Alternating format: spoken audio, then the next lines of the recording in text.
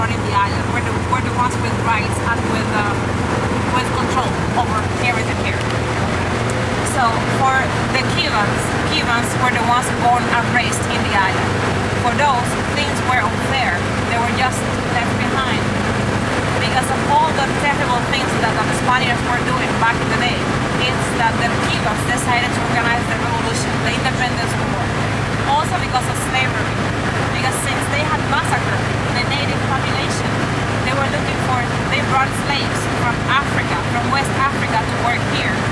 Which is why our population is so mixed. We have so many different skin colors. Every color in the rainbow. That's right. From very light up to very dark, and then people like me in between.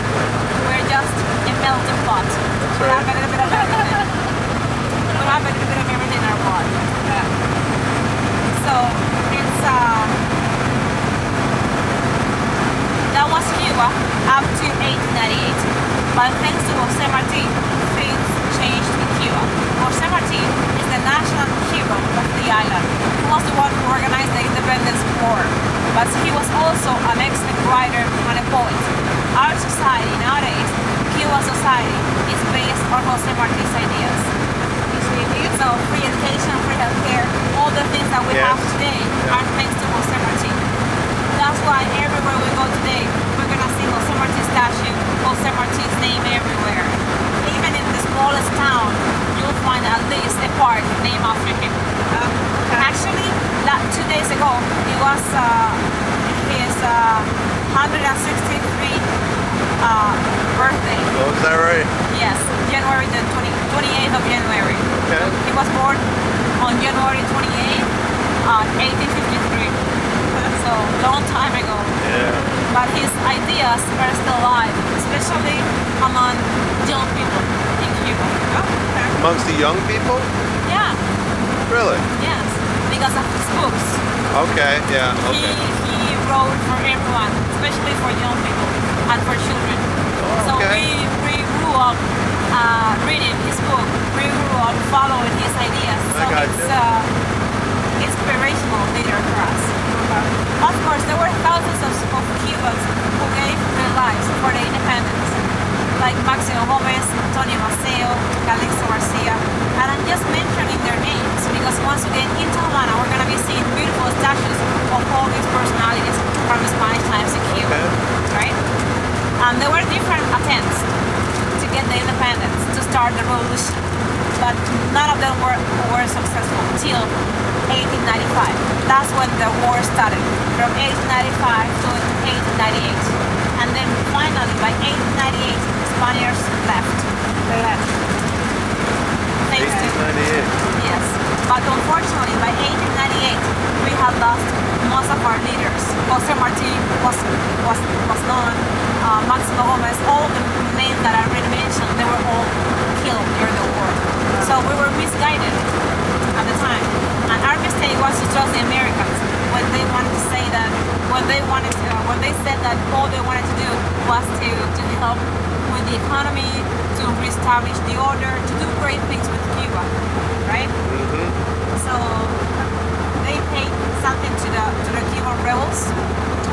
So they will live a very nice and quiet life. And they were making sure that nothing else will happen, no revolution will start after that. So we were just misguided, and our mistake was to let them in. Yeah. They imposed a provisional military government for 4 years, from 1898 to 1902. And then in 1902, the first Cuban president got elected. His last name was Palma. We were happy because there was finally a Cuban in charge. But what we didn't know is that he was just a puppet of the United States. All of the presidents that we had from 1902 up to 1958, they were all the same. They were all dictators and they were all puppets of the United States. Actually, thanks to our first Cuban president, is that the United States they have today Guantanamo Base at the east of Cuba. Because for Palma to become the president, he had to sign a treaty, a permanent treaty, where he will allow the Americans to rent land in Cuba for military bases. That's how Guantanamo Base got in the way. It goes back to 1902. And they've been paying for the rent ever since. They haven't stopped paying. And at first, the money that they were paying, it was just a misery. It was small amounts of money. But now what they pay, it goes close to 3 million US dollars. Which is still not much. Well, but still, I it's understand, something yeah. that How big is Guantanamo Bay then, like land-wise? It's a huge territory. I mean, I've never been there myself, but I've seen pictures, satellite pictures of all the entire area. They've got the bay, they have a hospital, they have schools, they have a town, they have. And let me tell you, the Cubans who work there, they live better than the rest of Cubans because what they pay them, it's very good. And according to what I was told, the only McDonald's in Cuba is in there. It's for sure. For sure. Okay. So that was Cuba from 1902 to 1958, and the mafia guys were here. The Americans were the ones with the control of everything: telephone companies, apartment buildings, casinos, electricity companies. They were the ones behind everything. Do you know how I knew They were about the that? puppeteers. Do you know how I knew about that? Watching the movie The Godfather. The Godfather. Yeah. Casinos. Cuba was supposed to be Las Vegas for the Americans. It was Right. it was a good business. The perfect location, perfect weather, and just around the corner, just 40 minutes away, Right. 90 miles away. Yes. Yeah. So, and of course, not to mention that during the dry law in the United States, on the Yeah. prohibition law back in the 20s, a lot of wealthy Americans came to Cuba to live. And the big car dealers, the big car companies like Ford, Chrysler, Chevy, when they were gonna sell new cars, they would come to Cuba first to sell cars in Cuba first, because in here there were millionaires living, people who would buy 5, 6, even more brand new cars at once. So you actually in 1957, not everything was bad, right? In 1957, La Habana was one of the most beautiful capitals in the world because of the Americans. They did take care of the city. Yes. What we have today in the modern section is all thanks to the Americans. The highest bridge that we just passed, the tunnel to get in the city, the highest buildings, the Capitol building, everything was built with American money. And there is something most people don't know, and it is that Cuba Libre, the drink, it was invented here. And it was invented during the Prohibition time. That was the way that the gangsters, the mafia guys, used to take the alcohol out of the island, because they would bring the container ships with coke from the ships with coke from Canada, from the States to the island, and then they would mix it with alcohol and they would take it into the States. And it was free from Cuba. That's why Cuba Libre means free Cuba. So they were drinking alcohol in big Coke cans, and people liked it, and that's how it got its name. I didn't know that. Today we're gonna drive by the factory where they first started doing that. Okay. It was the mafia guys because they wanted to take alcohol out of the island. That's how it started. Making money. Yes. So for families that had, so there's families that were broke apart back in the 1950s when the Americans left Cubans, like still families. The revolution. Split. Oh yes, of course. Right? So if you were American, you had to leave, or could you stay? That was right after the revolution. Right after. I'm gonna get there in a few minutes. So in 1952, there's something else that most people don't know, and it is that the last week of 1946 at the National Hotel was hosted the second organized crime conference. And all the mafia guys, all the gangsters, they came here to attend to that conference. It was there at the National Hotel. Today in that hotel they have this history room. When you walk in, you see all the pictures of all the famous people who have stayed there. I can see most of this Mayan landscape, Luciano, Al Capone. Al Capone. All of them are there. Al Capone's the most famous one, Of right? course, he even had a house downtown. Yeah, passed it on the way in. Yes. So, and in 1952, Fulgencio Batista became the president of Cuba. He was the worst dictator that we ever had in charge of Cuba. He was from 1952 to up to 1958. And he was killing everyone against his ideas. He was stealing thousands, Oh, is that millions right? from the government. He was in cahoots with the mafia guys. I knew that. There was even a hotel, the Riviera. The Batista was one of the owners of the hotel. So he was Not a good dude. no, not at all. Actually, because of all the things he was doing, is that the Castros decided to start a revolution. Oh, that's that right there. That's where the Cuban Libre drink was invented. In this rum factory. This is the Monaco rum factory. One of them. And it was invented here. And now we are in Santa Cruz del Norte town, fisherman town. 8,000 people living here. We're still in Mayabeque province. Just for you to know where we are. We are 40 minutos, 45 minutes away. Okay. Okay? And the minute we leave this town, we're gonna see a power plant that was built back in the 80s, in 1987, by the Soviets, oil-based. That's the one we saw in Matanzas. So, and there were, back in the 50s, there were several attempts to get the independence. The first one failed, so the Castros went to jail for a while. A lot of Cuban revolutionaries were killed in that attempt in 1953, on July 26, 1953.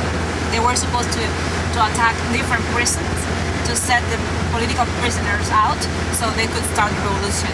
But unfortunately, most of the rebels were caught, and then the rest were killed. And then in 1956, the Castros, they got released, and they went to Mexico to organize everything from there. They couldn't be here. Batista was chasing them. And once in Mexico is when Fidel Castro it's when Fidel Castro met Che Guevara. That's the one. That's the face I always see. That's the one. C-H-E. He's one of the most iconic faces all over the world. Yeah. Because he did not only fight for Cuba's independence, but he also fought for Bolivia, for Africa. He went everywhere. He was helping different revolutionary movements in different countries. That's why. Okay. And although he was a highly educated person, he was a doctor. He was an Argentinian doctor born on June 14th, 1928. I didn't know that. Yes. Argentinian. So it was meant to be, right? I think it was meant to be. They were all of them were in Mexico, in Tuxpan. They met there. They prepared everything in there, and then Che Guevara became one of the best friends of Fidel Castro, and they all came in a very small boat to Cuba to start the revolution.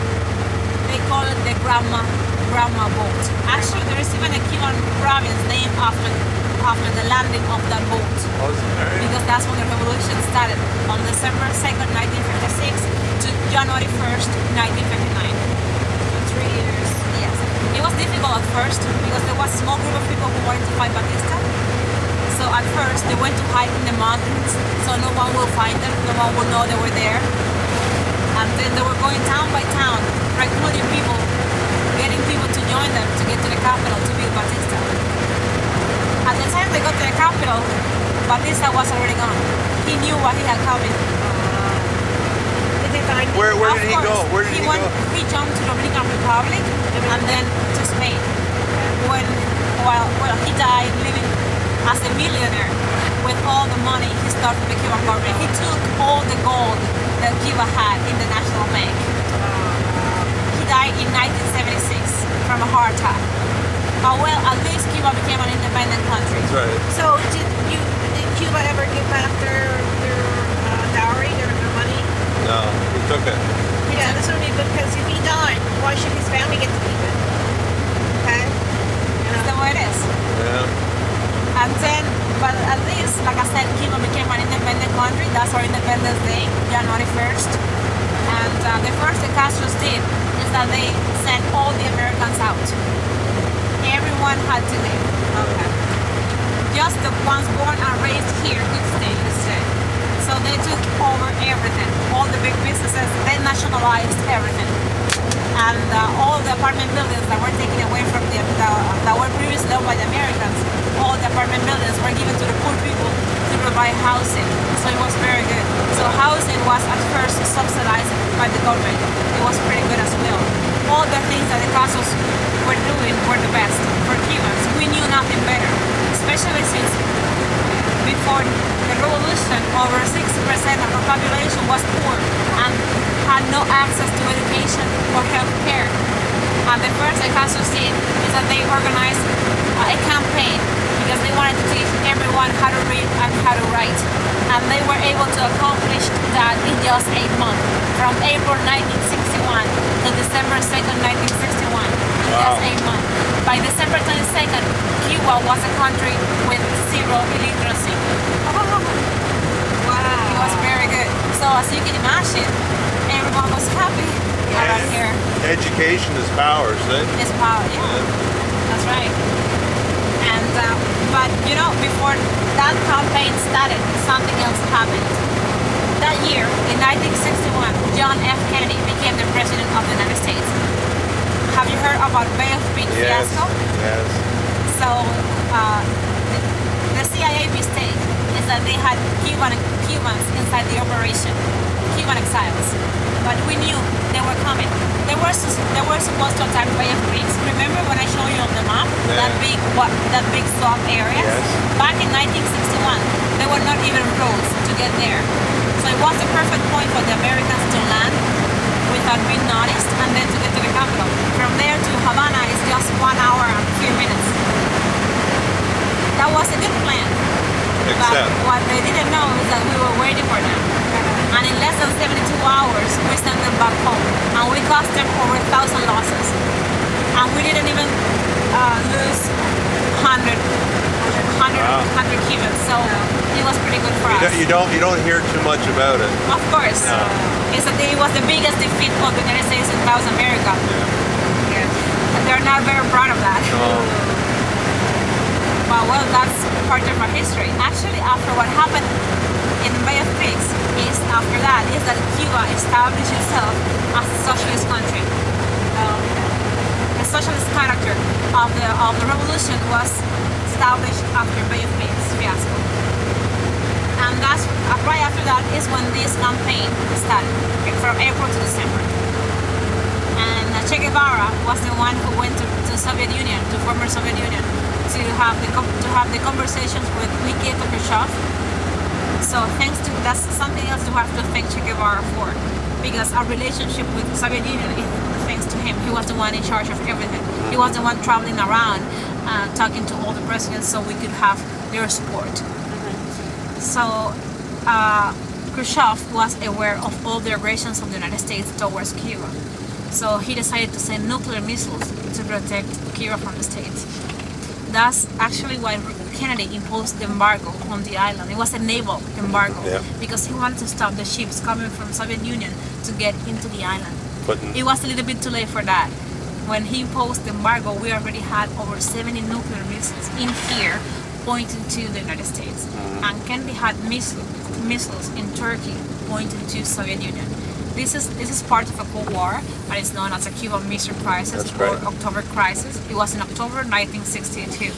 During 21 days, we were expecting the worst. Something very bad could have happened. Fortunately, the two presidents, they got an arrangement, and all the missiles were taken away from both countries. One of the arrangements was for Kennedy to lift the embargo. Of course, he didn't. It only got worse after that. We still have that on. It costs millions to the Cubans every single year. Because Cuba cannot trade with the States or with any major trading partner of the United States. So that's pretty much what embargo is about. So I know that they've opened up the American consulate in Havana again. The embassy. Yes. The embassy, sorry, yeah. Do you ever see a time in your lifetime when there'll be more normalized relations or trade? Yes, of course. You think so? And very soon. I hope so. Very soon. We hope so too. It's not only because our economy, Cuba's economy, is based on tourism. Not only because it will improve our economy if Americans come here. Also because it will bring happiness to the island. In the States, there are over 3 million Cubans. Most of them haven't been able to come to visit I know, that's why their I loved asked. ones in a long time. Most of them are in Florida. So we'll be able to think outside the bubble. We'll be able to see. We want that. I mean, Cubans, it's just about politics, right? It's just about people who are on top. Yes. It's not about people who are. It's not about the Even the though it's a towns. communist country, Cuba, there are still Socialist. a socialist Socialist. country. There are still levels of Yes, of course. There is poor people, there are middle class people, and there is very wealthy people. Of course, there is. right here. This is the power plant that was recently opened by Canadians. And you can even smell the natural gas. Yes. It's cleaner than the one we previously saw.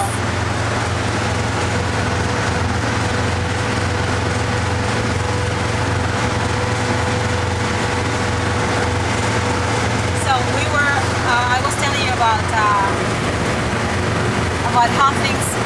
how the Soviets got our backs back in the days. And since we were cut off from the rest of the world, at least we have them. So we were dependent on Soviet Union for everything. We used to get everything from there. But in 1991, the system collapsed in Soviet Union. Yes. And that's when we faced the worst economic crisis ever. We had nothing, no food, nothing. What year was that? In 1991. Is that right? Yeah, Your Cubans were starving. yeah. I was born that year. I don't really remember, but I have heard all the stories about all the struggle families went through to feed their loved ones because there was nothing. There's something else that happened, and that's something we have to thank one of the presidents of the United States for, especially Jimmy Carter. He was the one who did positive things for Cuba because when he became back in the 70s, when he became the president of the United States, he wanted the relationship with Cuba to go back to normal. So thanks to him is that the building where the embassy is today was first opened. It wasn't an embassy at first, it was just offices, the United States offices.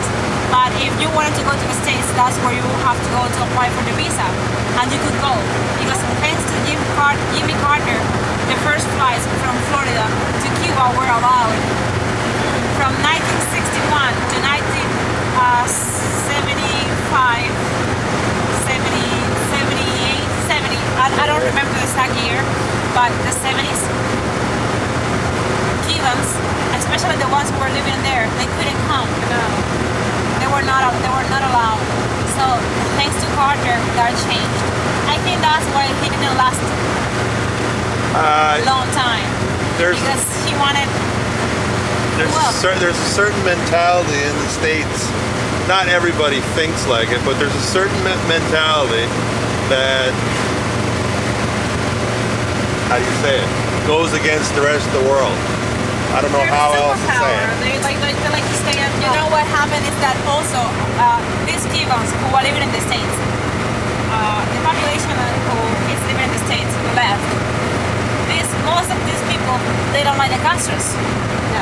So if the relationship with Cuba goes back to normal, it means a victory for the Castros, right?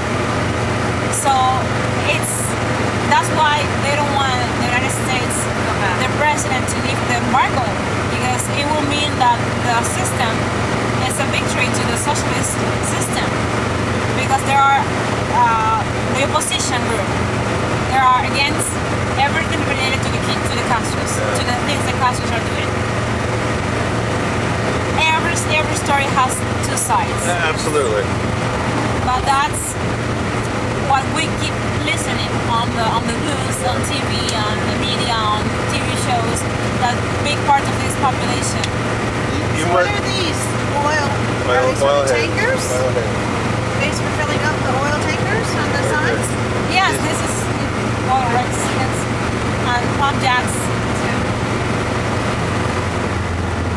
I was going to say, you'll find too, we're Canadian, her father was American, My dad right? is American. And I find that the thinking from the Democrats to the Republicans is like night and day. Like Republicans have the leader in their polls for is Donald Trump. Now I'm gonna, and the whole world, Canada the too. whole world No, looks at that please, and no. say, "What an asshole!" Oh my God, Like, that's the shut word. up, go Things away. that you said it yourself. Oh yeah. Because, oh my God, I have even listened to his public speeches.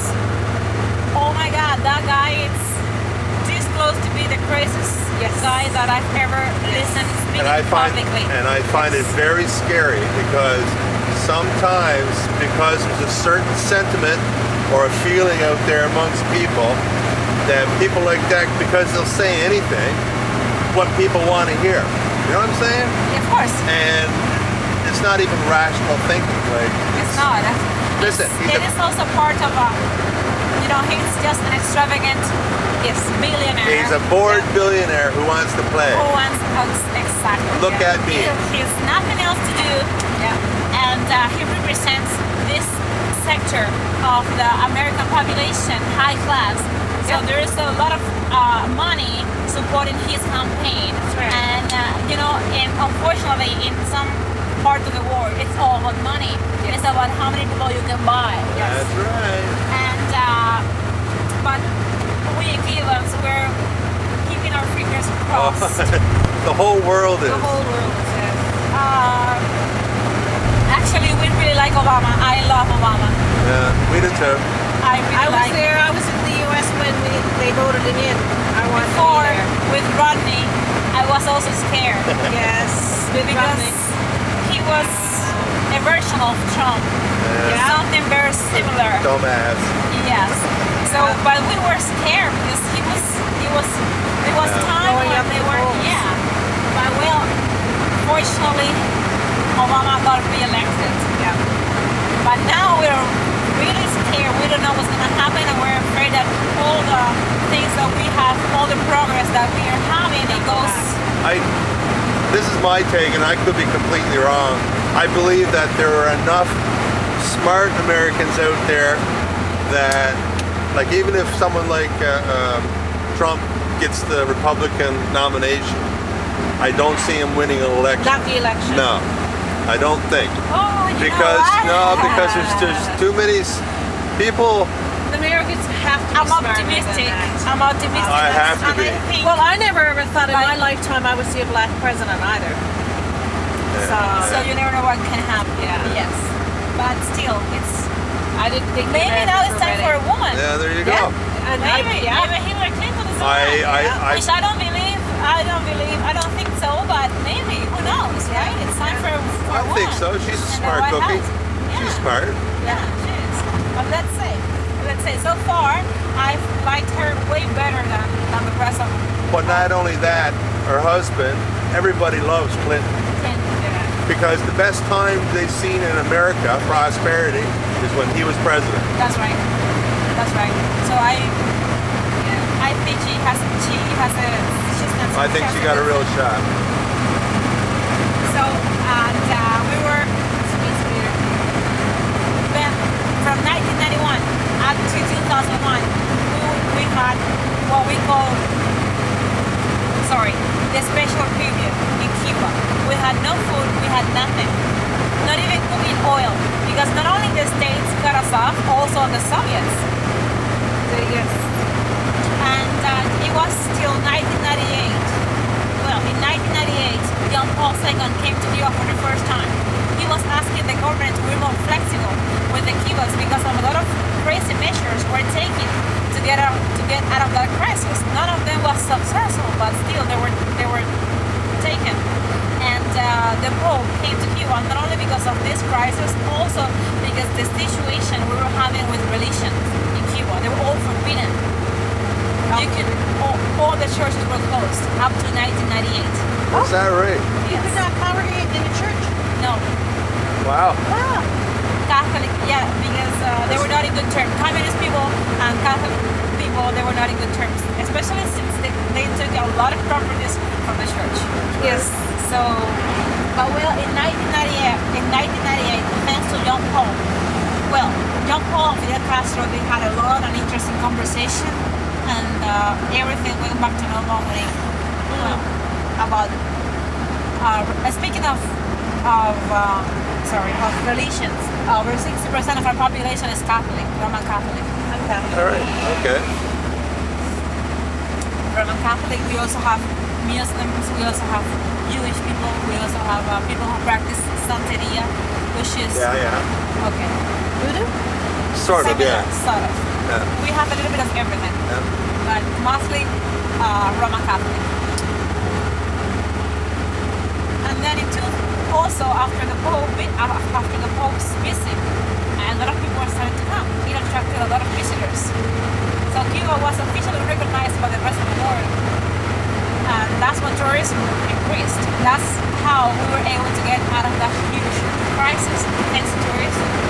And 2002, 3, 4, since 2000, that's when most of the resorts that we have at the end of Varadero, the newer ones, that's when the construction started. And in 2006, Fidel was going to have a surgery, stomach surgery. That's when he passed the power on his brother. 2006. And then in 2008, Raúl Castro got officially elected as the new president. And then in 2009, all the changes started. Cuba has been under a lot of positive changes. Of course, everything comes through a filter. All the big decisions are still taken. Fidel Castro is still behind everything that happens in Cuba. But well, now Raúl is the one who has been experiencing all these changes along with the Cubans. Private businesses, traveling, all these changes with the States since last 2014.